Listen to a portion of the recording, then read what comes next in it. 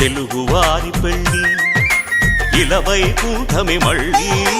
సంప్రదాయమే సౌందర్యంగా సాగుతున్న పెళ్ళి ఇది తెలుగువారి పెళ్ళి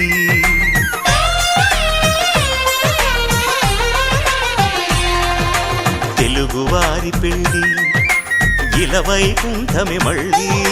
సంప్రదాయమే సౌందర్యంగా సాగుతున్న పెళ్ళి ఇది తెలుగువారి పెళ్ళి ఒకరికి ఒకరని అనుకుంటే అదే నిశ్చితార్థం ఆ నిర్ణయానికి తలవంచడమే పెళ్ళి అంతరార్థం శతమానం భవతి అంటుంది శ్రావణ మాసం శ్రావణ మాసం శ్రావణ మాసం తెలుగువారి పెళ్ళి